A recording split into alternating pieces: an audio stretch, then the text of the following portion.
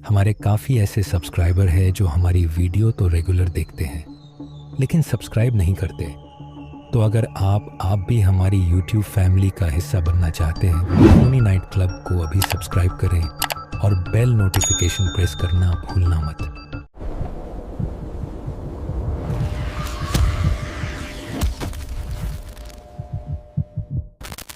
रात के 2 बज रहे थे और मुंबई पुणे एक्सप्रेसवे की वो चिकनी सड़क किसी काली नागिन की तरह पहाड़ियों के बीच से गुजर रही थी। मेरा नाम राघव है और मैं पिछले 6 साल से इसी रास्ते पर टैक्सी चला रहा हूँ।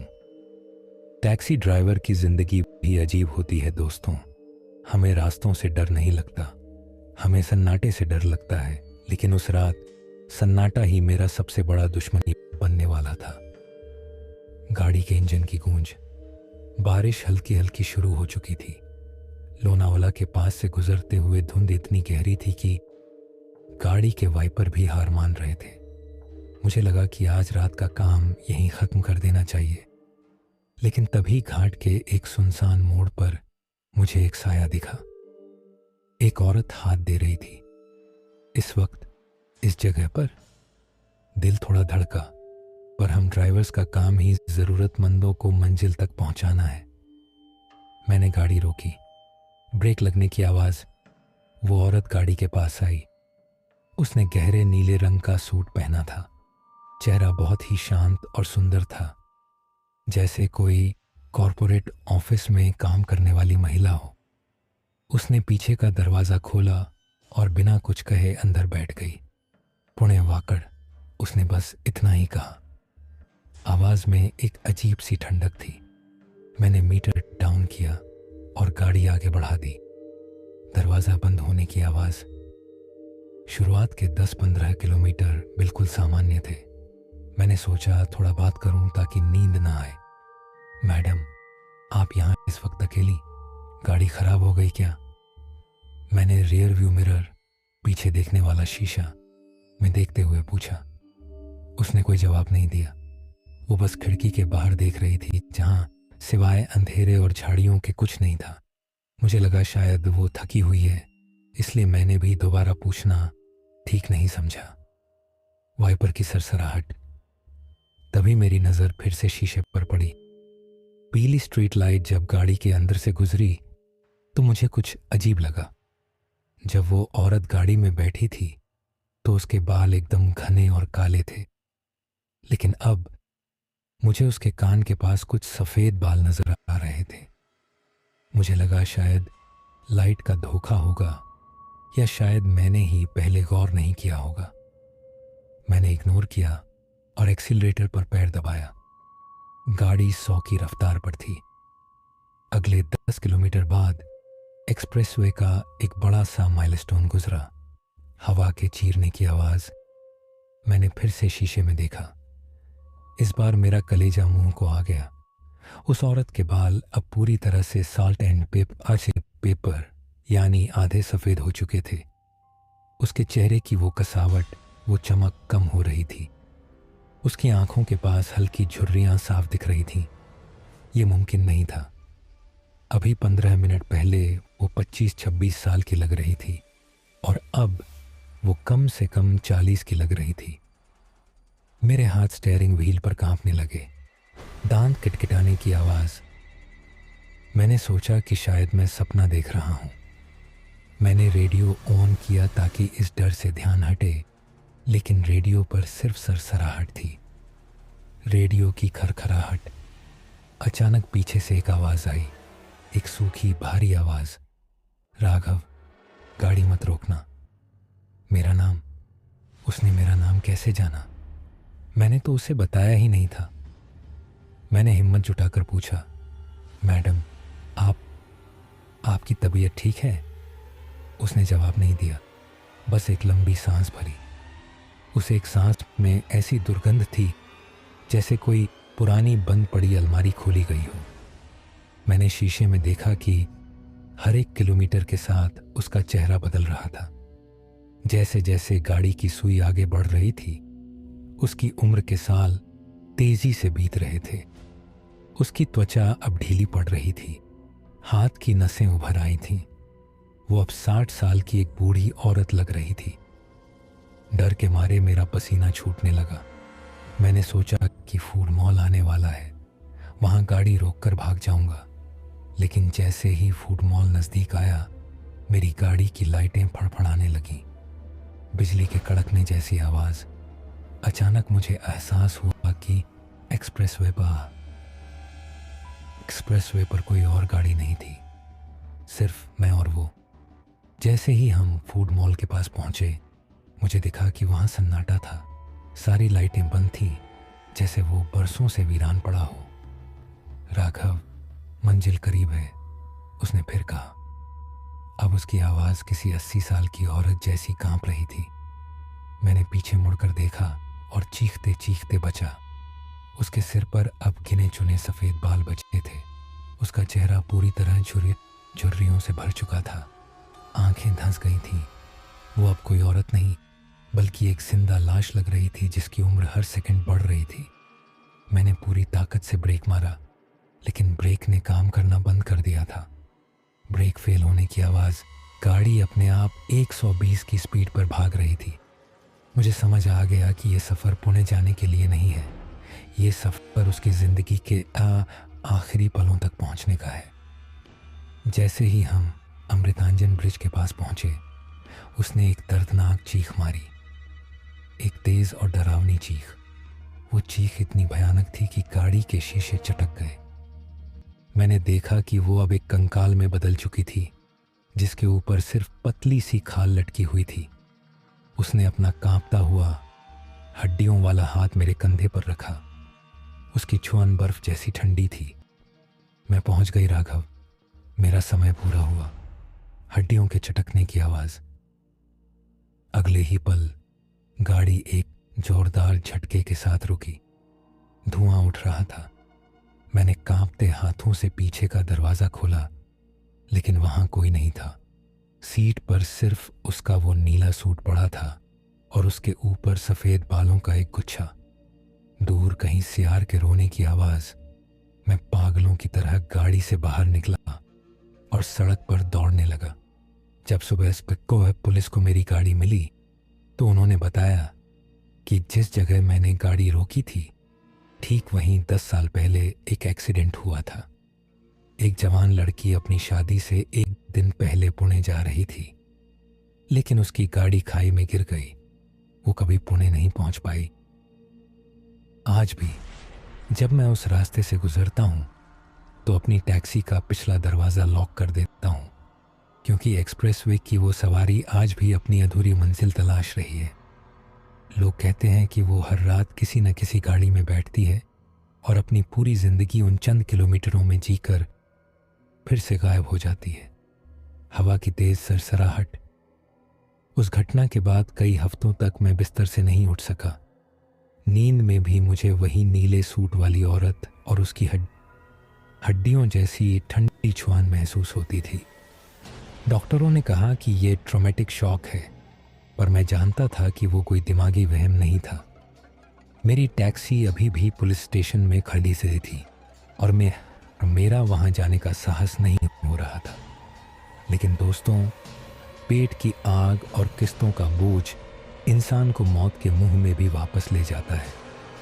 करीब 1 महीने बाद जब घर के राशन के पैसे खत्म होने लगे, तो मुझे दोबारा स्टीयरिंग थामना ही पड़ा। टैक्सी का दरवाज़ा खुलने की आवाज़। मैंने पुलिस स्टेशन से अपनी गाड़ी छुड़वाई। हैरानी की बात यह थी कि गाड़ी में कोई खराबी नहीं मिली। ब्रेक, लाइट, इंजन सब कुछ बिल्कुल ठीक था। बस एक अजीब सी बात थी। पिछली सीट पर जहां वो औरत बैठी थी, वहां से आज भी एक एसडेन और पुरानी नमी की गंध आ रही थी। मैंने कितनी भी सफाई की, पर वो महक नहीं गई। मैंने सोचा शायद कुछ दिनों में ठीक हो जाएगा। मैंने फैसला किया कि अब मैं रात को गाड़ी नसियान पा नहीं नचा चलाऊंगा। लेकिन पहाड़ों और रास्तों का अपना ही एक जादू होता है, जो आपको अपनी तरफ खींचता है। हवा की धीमी सरसराहट। एक शाम मुझे लोनावाला से वापस मुंबई आने के लिए एक बहुत अच्छी सवारी मिली। भारी बारिश हो रही थी और कोई भी ड्राइवर जाने को तैयार नहीं था। सवारी एक बुजुर्ग आदमी थे जिनके पास काफ़ी सामान था। मैंने सोचा कि अभी तो शाम के 7 ही बजे हैं, रात होने से पहले मैं मुंबई पहुंच जाऊंगा। लेकिन जैसे ही हम एक्सप्रेसवे पर चढ़े, कुहासा, धुंध इतना बढ़ा गया कि सामने की एसडी दिखनी बंद हो गई। मेरी धड़कनें तेज होने लगीं। ये वही जगह थी, वही माहौल था। गाथी के वाइपर की आवाज़। पीछे बैठे बुजुर्ग ने अचानक कहा, बेटा, इस रास्ते पर अक्सर वक्त ठहर जाता है ना? उनकी आवाज़ में एक भारीपन था। मैंने शीशे में देखा, वो अपनी डायरी में कुछ लिख रहे थे। मैंने बस सिर हिला दिया। तभी अचानक मेरी टैक्सी का रेडियो अपने आप चालू हो गया। उसमें कोई गाना नहीं बज रहा था, बल्कि वही पुरानी सरसराहट थी। और उस सरसराहट के बीच में मुझे एक लद्दकी के हंसने की आवाज़ सुनाई दी। रेडियो की खरखराहट और धीमी हंसी। मेरा गला सूखने लगा। मैंने रेडियो बंद करने की कोशिश की, पर बटन काम नहीं कर रहे थे। तभी मुझे एहसास हुआ कि टैक्सी की स्पीड अपने आप बढ़ने लगी है। मैंने एक्सीलरेटर से पैर हटा लिया, पर सुई 110, 120 पर जा पहुंची। अरे, ये क्या हो रहा है? मैं चिल्लाया। मैंने ब्रेक मारने की कोशिश की, पर पैडल पत्थर की तरह सख्त हो चुका था। ब्रेक पर जोर लगाने की आवाज़। पीछे बैठे बुजुर्ग बिल्कुल शांत थे। उन्होंने अपनी डायरी बंद की और धीरे से कहा, राघव, उसने तुम्हें चुना है क्योंकि तुमने उसे मंजिल तक नहीं पहुंचाया था। वो उस रात पुणे जाना चाहती थी, पर तुमने उसे डर कर बीच रास्ते में छोड़ दिया। मेरी आंखों में आंसू आ गए। मैं क्या करता? वो कोई इंसान नहीं थी, मैंने डरते हुए कहा। तभी पीछे वाले शीशे में मैंने देखा कि वो बुजुर्ग आदमी गायब हो चुके थे। सीट खाली थी, लेकिन सीट पर वही पसेले से वही नीला सूट पिड़ीदेहा था जो पिछली बार मैंने देखा था। अचानक गाड़ी के अंदर का तापमान इतना गिर गया कि मेरी सांसों से धुआं निकलने लगा। स्टीयरिंग व्हील मेरे हाथों से छूट गया और अपने आप घूमने लगा। गाड़ी अब एक्सप्रेसवे के उस हिस्से की तरफ मुड़ रही थी जहां पुराना रास्ता अब बंद कर दिया गया था। वो हिस्सा जो सीधे उस खाई की तरफ जाता था जहां 10 साल पहले वो हादसा हुआ था। मैंने खिड़की खोलने की कोशिश की, पर वो जाम हो चुकी थी। शीशे पर हाथ मारने की आवाज़। तभी मेरे कान के पास किसी ने फुसफुसाया, इस बार हम साथ चलेंगे। ये वही आवाज़ थी, पर इस बार इसमें गुस्सा था। मैंने देखा कि बगल वाली खाली सीट पर धीरे धीरे एक आकृति उभर रही थी। वो वही लद्दाखी थी, लेकिन उसका चेहरा अब पूरी तरह से आधा जला हुआ और मिट्टी से सना हुआ था। उसकी आंखों में कोई पुतली नहीं थी, बस एक गहरा खालीपन था। उसने अपना हाथ बढ़ाकर मेरा हाथ थाम लिया। उसकी पगडाच इतनी मजबूत थी कि मुझे लगा मेरी हड्डियां टूट जाएंगी। हड्डियों के चटकने की आवाज़। गाड़ी अब उस खाई के किनारे पर थी। बारिश की बूंदें खून की तरह लाल दिख रही थी। मौत सामने खड़े ही थी। मैंने अपनी आंखें बंद कर लीं और भगवान को याद करने लगा। तभी अचानक एक तेज रोशनी हुई और एक जोरदार धमाका हुआ। गाड़ी के टकराने की आवाज़। जब मेरी आंख खुली तो मैं अस्पताल में था। पुलिस ने बताया कि मेरी गाड़ी एक्सप्रेसवे के किनारे एक डिवाइडर से टकरा गई थी। चमत्कार था कि मैं बच गया, लेकिन डॉक्टर ने मुझे एक ऐसी बात बताई जिससे मेरे पैरों तले ज़मीन खिसक गई। उन्होंने कहा, राघव, जब हमने तुम्हें गाड़ी से निकाला तो तुम्हारे हाथ में एक पुराना लॉकेट फंसा हुआ था। उन्होंने वो लॉकेट मुझे दिखाया। उस पर वही तारीख और वही नाम लिखा था, अंजलि, 13 जनवरी 2016। दोस्तों, आज उस बात को 2 साल हो गए हैं। मैंने टैक्सी चलाना हमेशा के लिए छोड़ दिया है, पर आज भी जब कभी बारिश होती है और मैं खिड़की से बाहर देखता हूँ तो मुझे वही नीली टैक्सी एक्सप्रेसवे पर दौड़ती नज़र आती है। और मुझे पता है कि अंजलि आज भी उस गाड़ी में बैठी है, किसी ऐसे ड्राइवर का इंतजार कर रही है जो उसे उसकी मंजिल तक पहुंचा सके, या शायद उसे भी अपने साथ उस अंधेरी खाई में ले जा सके। सन्नाटा और दूर से आती गाड़ी के हॉर्न की आवाज़, उस लॉकेट ने मेरी रातों की नींद और दिन का चैन छीन लिया था। अस्पताल से छुट्टी मिलने के बाद भी मुझे ऐसा लगता जैसे अंजलि मेरे पीछे खड़ी है। उसकी ठंडी सांसें मेरी गर्दन पर महसूस होती थी। मैंने सोचा था कि टैक्सी छूट देने से सब ठीक हो जाएगा, पर रूहों से पीछा छुड़ाना इतना आसान नहीं होता। उस लॉकेट के अंदर अंजलि की एक धुंधली सी तस्वीर थी और उसके पीछे एक पता लिखा था, पुणे का एक पुराना इलाका। मैंने तय किया कि जब तक मैं इस कहानी की जड़ तक नहीं पहुंचूंगा, ये खौफ मेरा पीछा नहीं छोड़ देगा। पुराने कागज़ के पलटने की आवाज़। मैं उस पते पर पहुंचा। वो एक पुराना जर्जर सा मकान था जहां बेलें दीवारों को जकदहे हुए थीं। वहां मेरी मुलाकात एक बूढ़े आदमी से हुई जिनकी आंखें रो रो कर पथरा चुकी थीं। वो अंजलि के पिता थे। जब मैंने उन्हें वो लॉकेट दिखाया तो उनके हाथ कांपने लगे। उन्होंने मुझे जो बताया उसने मेरे रोंगटे खटीठे कर दिए। अंजलि उस रात भाग नहीं रही थी, वो अपनी जान बचाकर भाग रही थी। उसकी शादी जिस लद्दाखे से तय हुई थी, वो एक रसूखदार और सनकी इंसान था। जब अंजलि ने शादी से मना किया तो उस रात एक्सप्रेसवे पर उस लद्दाखे ने अंजलि की गाथिया का पीछा किया और उसे टक्कर मारकर खाई में गिरा दिया। तेज बारिश और कड़कती बिजली। उसके पिता ने रोते हुए कहा, पुलिस ने इसे एक हादसा बताकर फाइल बंद कर दी क्योंकि उस लड़के का बाप बहुत ताकतवर था। आज वो लड़का शहर का बड़धा बिजनेसमैन है और हर हफ्ते उसी रास्ते से अपनी आलीशान नीली कार में गुजरता है। मुझे समझ आ गया कि अंजलि बार बार मेरी गादही में क्यों आती थी। वो मुझसे पुणे जाने के लिए नहीं कह रही थी, वो मुझे उस कातिल तक पहुंचने का रास्ता दिखा रही थी। दिल की धड़कन तेज होने की आवाज़। उसी रात एक अजीब सी हिम्मत मुझ में जागी। मैंने अपनी पुरानी टैक्सी जो गैरेज में धूल फांक रही थी उसे बाहर निकाला। गैरेज का दरवाज़ा खुलते ही एक ठंडी हवा का झोंका अंदर आया, जैसे कोई मेरा इंतज़ार कर रहा हो। मैंने स्टीयरिंग पकड़ा और सीधे एक्सप्रेसवे की तरफ निकल पड़ा। मुझे पता था कि आज शनिवार है और वही नीली कार आज रात वहां से गुजरेगी। इंजन स्टार्ट होने की गूंज। रात के 2 बज रहे थे। एक्सप्रेसवे पर धुंध इतनी गहरी थी कि हाथ को हाथ नहीं सूझ रहा था। तभी रियर व्यू मिरर में मुझे एक तेज रोशनी दिखी। एक महंगी नीली कार बेडिड्डे गुरूर से मेरी टैक्सी को ओवरटेक करने की कोशिश कर रही थी। जैसे ही वो कार मेरे बगल में आई, मैंने देखा कि पीछे वाली सीट पर कोई नहीं था, पर कार की खिड़की पर एक हाथ की छाप उभरी हुई थी। ऐसे जेतकी थी ऐसी जैसे कोई अंदर से बाहर निकलने की कोशिश कर रहा हो। शीशे पर नाखून रगड़ने की आवाज़। अचानक मेरी टैक्सी की पिछली सीट पर एक भारीपन महसूस हुआ। मैंने पीछे नहीं देखा, पर मुझे पता था कि अंजलि आ चुकी है। इस बार उसकी आवाज़ डरावनी नहीं थी, बल्कि उसमें एक अजीब सा सुकून था।